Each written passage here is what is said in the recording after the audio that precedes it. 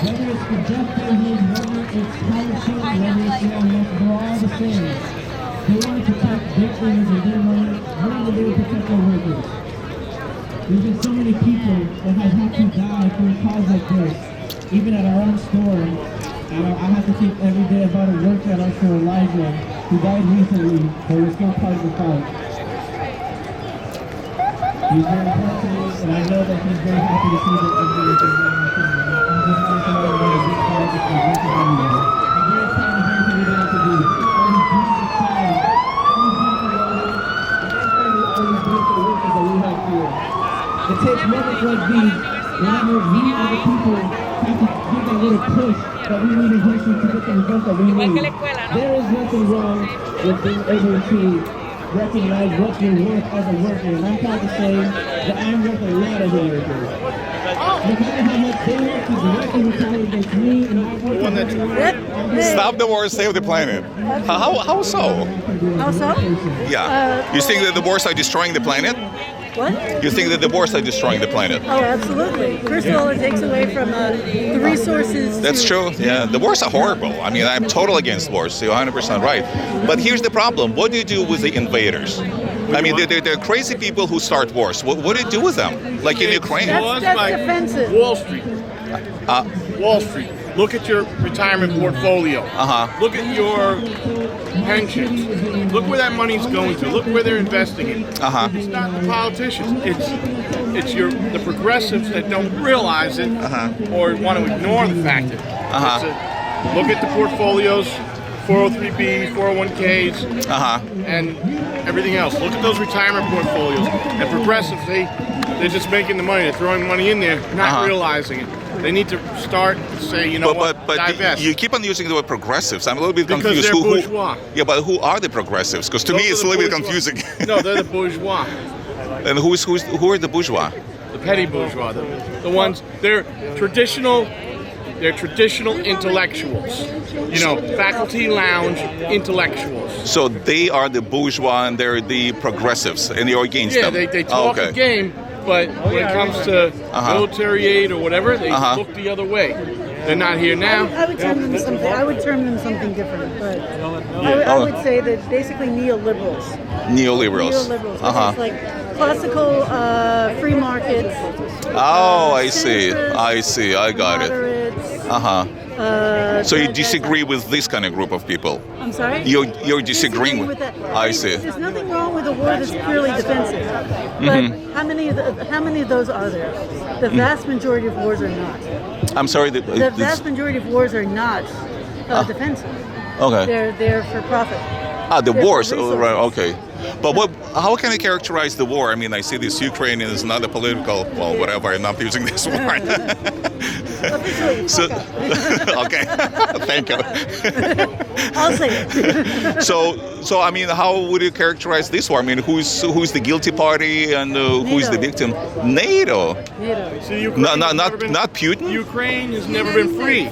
United States? Really? Ukraine has never been free because it's either Putin or the United States trying to determine their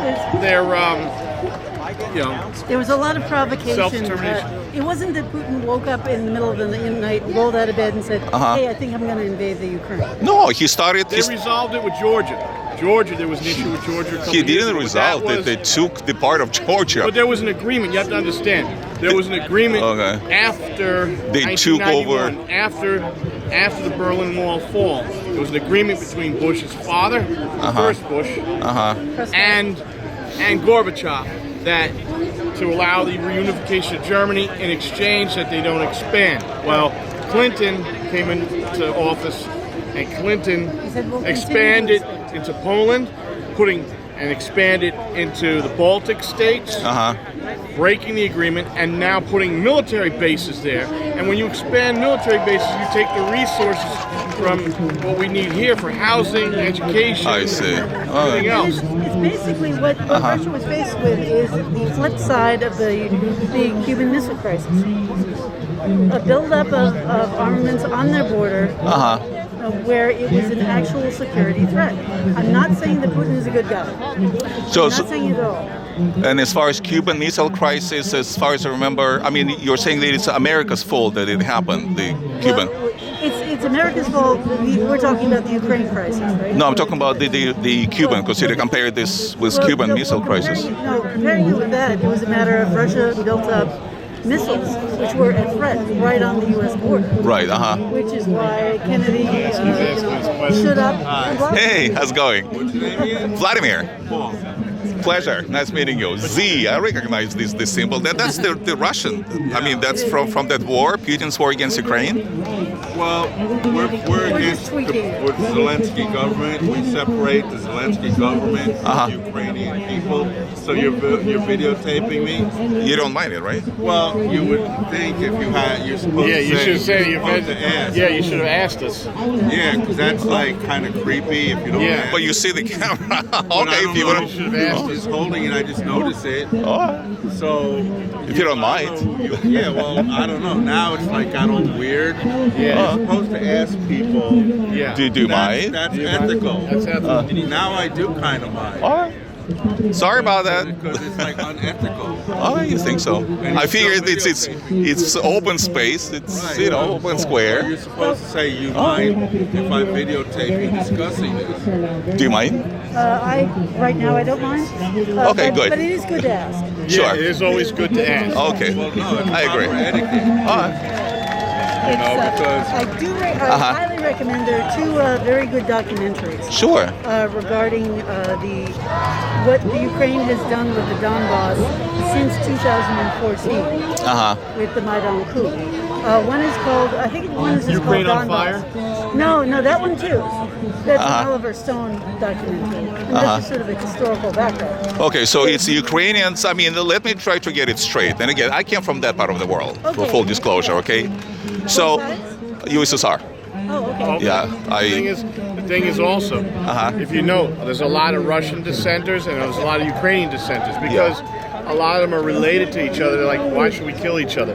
The New York Times just had an article about Ukrainians fleeing into neighboring Moldova to avoid fighting. Some went to England also and managed to get to England. It's horrific that Zelensky's instituted the draft. But it's not. I mean, that's true of Putin too. But it's not horrific what happened in Bucha. It's not horrific what's. I have friends in Ukraine. I'm in touch with them, you know. We don't know. And you're from Russia originally. USSR, yes, sir. That's the thing. Yeah. We're proletarians. You are proletarian. We're workers, yeah.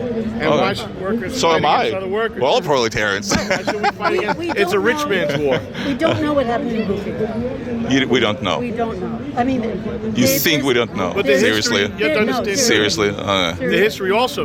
You guys. So you don't believe your owner? No, we do believe our owners. Okay, and we you don't know who killed them. Seriously? Seriously. All right. Have you ever heard the phrase that the first victim of war is truth? Yeah, of course I did. Well, but in this case, well, listen, I don't know if you're aware that when the city was liberated, the mayor got up and he made a speech and he was very excited and it's like it was terrific. There was no mention of any dead bodies at the time. And supposedly for an entire, what was it, a week, 2 weeks, and these were bodies that were reported which looked fresh.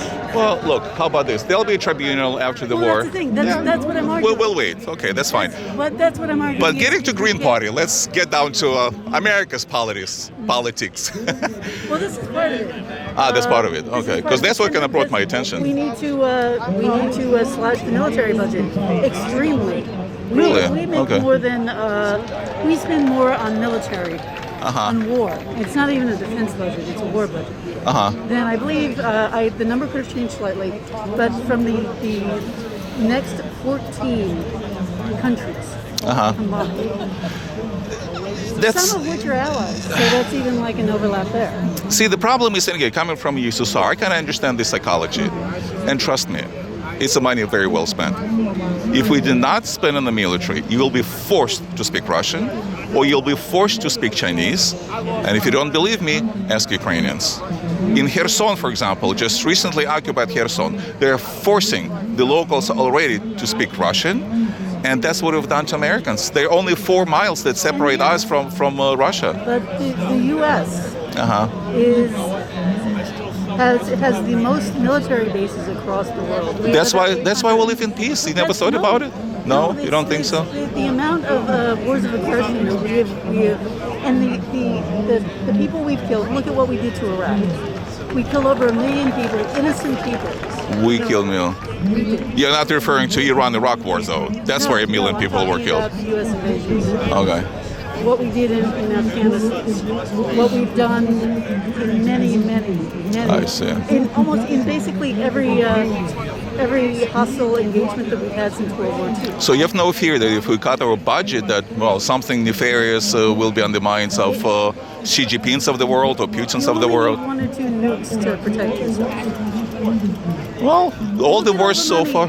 Look at you. You're standing here in New York City. Look at all the people who live on the street. Yeah, but we spend billions and billions of dollars in the city budget. We cut the budget just $1 billion, the NYPD, $1 billion. So this is the money they could have spent on the homeless, and they're still there. Don't you think there may be a mental problem with these people, with the homeless people? That doesn't mean they can't have a place to live. Well, yeah, they put them to the luxury hotels over here. It didn't work. We don't have it now. Well, what we need are mental hospitals. That's what we need for these people. Well, we do need mental health, mental services. Yeah, mental service, exactly. By the way, Reagan is the one who cut. Okay. But we also need to make anything that's a human need a right, free at point of access. That includes food. That includes shelter. You mean free food, free shelter for homeless people or for everybody? Free food and free. Yes. You mean shelter or housing? There's kind of housing for everybody. For everybody. So nobody is going to pay for it. No one's going to pay for it at point of service. Meaning. How much do we spend on the military now? So in other words, your idea is to take, let's say, $400 billion hypothetically from the military and invest into what, the housing, build housing? Housing, food, healthcare. Just give it away. No, it's not giving it away. It's investment. Yeah, but the people who are the recipients, they will be getting it for free. That's your idea. That's your philosophy. Yes. And once we run out of this $400 billion, what's going to happen next? We're going to get another 400 or whatever number of billions of dollars. Are you familiar with MMT? MMT. It's modern monetary theory. I highly recommend. There's a book by I believe she's from Harvard, and she used to work for Congress. Her name is Stephanie Kelton. She's one of the top pioneers. She's got a book called The Deficit Myth. Now, when the U.S. decoupled from the gold standard, we work on fiat currency, which means that basically we print money. Okay. We have, as long as we do not tax to the limit our resources, which means labor, and also like our natural resources as well, then basically you can spend that money. It's not a matter of I have to take from here to give to here, or this to give to here. And don't forget, anything that you can't look at an economy, by the way, I'm retired finance. Okay. You cannot look at it, you can't treat government spending as a household budget. It's more of an ecosystem. If you say you've got someone who's hungry over here. I'm sorry? Say you've got someone who's hungry and you stand to give them food. Because of the mask, I can hear you well, and there's noise in the back. But I'm careful. I've got asthma. Oh, I see. Okay. So, and with COVID, if you spend, they spend for food. That's a stimulus because it's not like the money disappears into a black hole with them. They spend it. It goes circulating back into the economy. So you can't say that you threw it away, or even that you threw it away on them. You're feeding the economy because someone had to make that food. Someone had to process it. There's, same thing with housing. Someone has to make the housing. Someone has to upkeep the housing. So in other words, you can't just look at it as, well, we're throwing it into this black hole. That's just not the right framework. And that book is really a great example of explaining. I see. But it's just a book. I mean, don't you think that when it comes to implementing it in real life, it might not really work that well, like so many other theories? It's not a theory. No. It's how the U.S. government works now. That's why we can spend that much on the military. I see. Okay. Well, honestly... Where do you think the money comes from for the billions and billions that we spend on the military? They print it. That's all they do. I see. All right. Well, And Me- it could be spent in much, much better places. well, me, I would rather spend this money on me kind of sleeping well at night, my family. But you know what? I think you could do that with 1/3 of the budget for the military. Well, I mean, I would like. A few nukes could have you sleeping very nicely. What's that? A few nukes. Keep a Nukes. few. You'll sleep very nicely. I see. All right. Well, nice talking to you. Same here. All right. I'm See ya. curious. What are you going to do with that? Just watch it. All right. Okay. Great. Okay, sure. Thanks. You too. Bye bye.